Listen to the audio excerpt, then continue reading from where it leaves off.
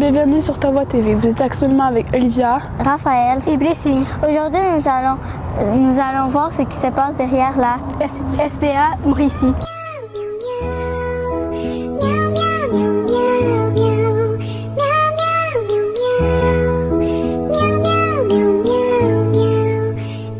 Nous sommes avec la directrice générale de la SPA, Sarah-Lise Amen. Bonjour Sarah-Lise. Bonjour, bienvenue à la SPA Mauricie. Combien avez-vous d'animaux recueillis au total?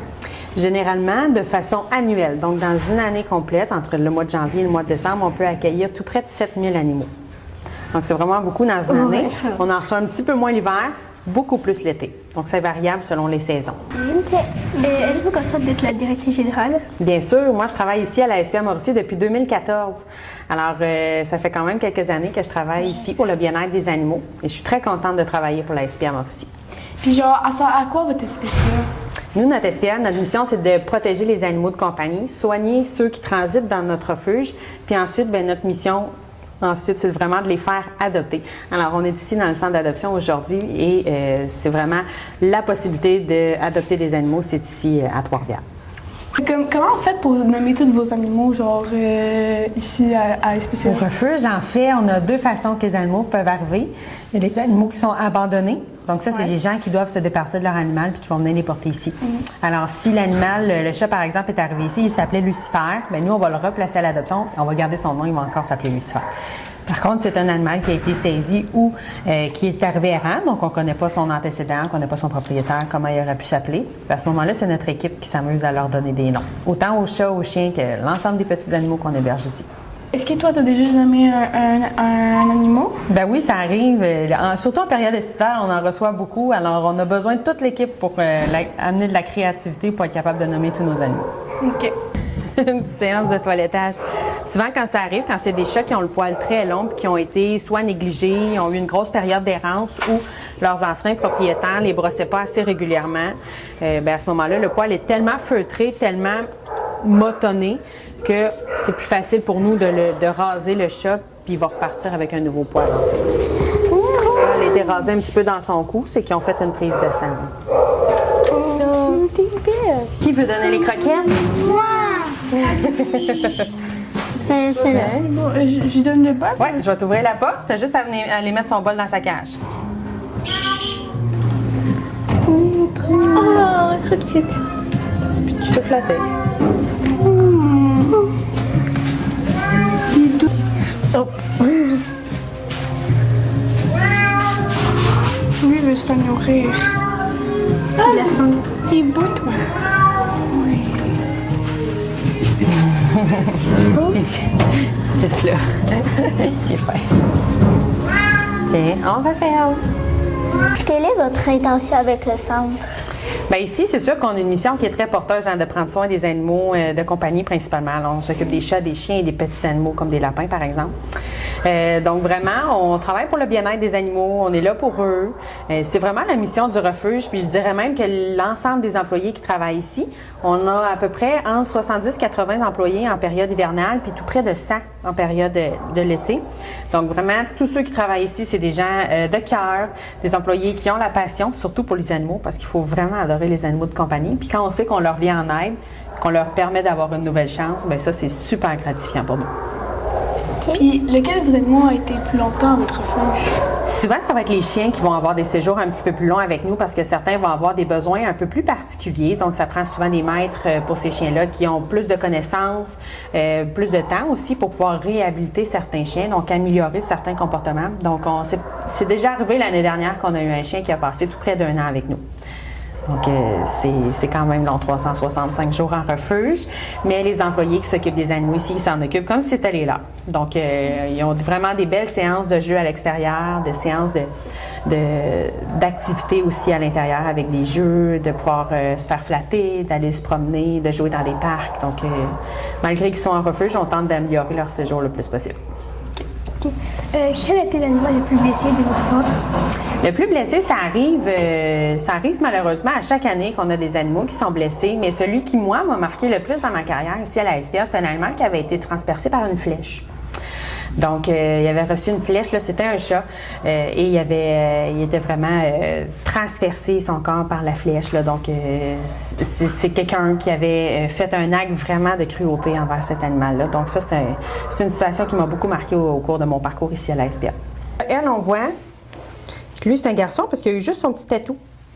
On leur fait une petite ligne verte de tatou sur la bédaine. Comme ça dit qu'ils sont stérilisés. Fait que si advenant le cas où ils vont changer de famille, qu'ils vont aller chez un autre vétérinaire, bien, c'est une pratique qui est reconnue au niveau des vétérinaires pour savoir que quand les chats ont une petite ligne verte sur le bedon, une ligne de tatou, bien, ça signifie qu'ils sont stérilisés. Fait qu'on le voit ici, là. Kimi Montu. Fait qu'on leur fait une petite ligne de tatou. Qui ronronne. Qui ronronne. Il y a aussi possibilité d'être famille d'accueil. Donc, cette portée-là, moi, je sais qu'elle revient d'une famille d'accueil. Alors, ils sont arrivés ici, puis ils étaient tout petits. Ils étaient trop petits, en fait, pour être placés à l'adoption puis être stérilisés. Donc, ils ont été quelques semaines chez une famille d'accueil, le temps de grandir. Puis après ça, bien, ils reviennent ici pour être placés en adoption. Donc, on a vraiment beaucoup de familles qui s'impliquent comme ça de façon bénévole avec nous pour accueillir des chats le temps de leur développement. Certains aussi vont séjourner en famille d'accueil parce qu'ils ont besoin de soins, donc ils ne sont pas prêts tout de suite à être placés à l'adoption, puis ils ont besoin d'une convalescence suite à une chirurgie, par exemple. Donc, ils vont être placés en famille d'accueil.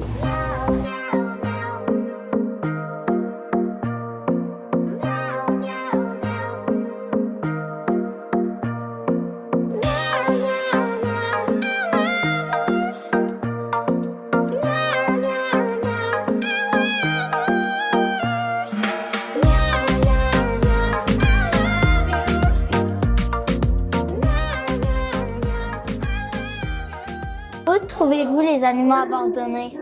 En fait, la SPA Mauricie dessert plus d'une trentaine de villes et municipalités. Donc, bien entendu, on dessert ici Trois-Rivières, Shawinigan, Louisville, Bécancour en termes de villes. Il y a aussi Saint-Tite, mais il y a beaucoup de petites municipalités en périphérie qu'on dessert. Donc, c'est dans notre mandat d'aller chercher les animaux qui sont errants sur ces territoires-là. Alors, c'est des animaux qui se promènent dans la rue ou sur les terrains des gens, qui sont pas identifiés ou qui n'ont pas de propriétaire connu. Alice, penses-tu qu'on peut aller regarder dans le coin refuge? Bien sûr, on y va.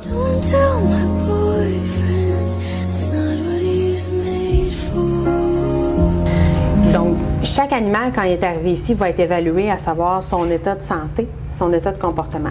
Si l'animal est malade, bien, on va l'isoler. Donc, on a des isolations ici. C'est des salles qui nous permettent de pouvoir isoler les animaux des autres du refuge. Parce que s'ils sont malades, on ne veut pas qu'ils contaminent tout le monde. Donc, vraiment, ça va être, on a une pour les chats, une pour les chiens de l'autre côté. Alors, chaque animal, en fonction de son état de santé, va être évalué. Il va pouvoir être placé dans une pièce qui correspond à ses besoins. Si l'animal est gravement blessé ou malade, bien là, à ce moment-là, rapidement, il va être vu par une technicienne en santé animale, qui est l'équivalent d'une infirmière dans nos soins à nous pour les humains. Et ensuite, va être vu par le vétérinaire. Est-ce que vous avez plus de peur après Pâques ou pas de reste de l'année? En fait, il y a quelques années, on voyait vraiment une différence au niveau des abandons des lapins, surtout après la période de Pâques. Mais avec le temps, la sensibilisation porte fruit. On a moins de gens qui adoptent des animaux comme des lapins pour Pâques. Il y a eu une vague aussi de certaines, pendant quelques années où c'était des poussins. Et des petits canetons, donc des bébés canards.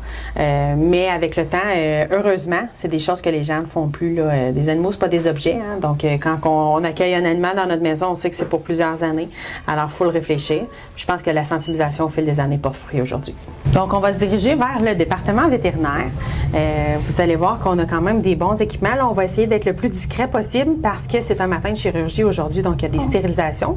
La stérilisation, ça permet en fait d'éviter aux chats et aux chiens et aux autres animaux de pouvoir se reproduire. Donc, nous, c'est une chirurgie de routine qu'on fait ici. La majorité des animaux arrivent non stérilisés et 100% des animaux qui ressortent à l'adoption le sont. Donc, c'est une chirurgie qui est quand même de routine. On a la chance d'avoir 3 vétérinaires qui travaillent avec nous à temps plein. Donc, ça, c'est vraiment un beau privilège en tant que refuge d'avoir une équipe vétérinaire. Alors, c'est pas des vétérinaires qui travaillent en clinique vétérinaire comme ce que nous, on peut aller comme clients, mais ils travaillent vraiment ici pour le refuge, pour le bien-être des animaux qui sont dans nos locaux. Donc, on a une salle de radiographie, appareil de radiographie qu'on a pu acquérir grâce à la campagne Mon Doux, mon don pour les refuges. Mon Doux fait une campagne à chaque année pour pouvoir ramasser des dons qui vont redistribuer dans les refuges du Québec. Et il y a quelques années, ça nous a permis de pouvoir acquérir une table de radiographie. Alors, ça nous permet, c'est le même genre d'appareil que ce que nous, je ne sais pas si vous avez déjà eu à passer des radiographies, mais c'est le même genre d'appareil. Donc, ça nous permet de voir s'ils ont des membres, des pattes, par exemple, de blessés, de cassés, des queues, s'ils ont mangé des corps étrangers, donc s'ils ont mangé autre chose que de la nourriture. Ben ça, on peut le voir aussi à l'appareil de radiographie quand ça va se retrouver dans son estomac. Donc, ils ont plein de choses qu'on peut visualiser avec un appareil de radiographie. Ça nous permet de faire des soins médicaux qui sont plus précis. Puis, ça nous permet de sauver plus de vies, au final. On vient de finir notre visite et qu'est-ce que j'ai le plus aimé, c'est jouer avec les chats et voir l'oiseau. Moi aussi, c'était jouer avec les chats et les caresser. Moi, ce que j'ai aimé, c'est jouer avec les chats puis regarder les chiens.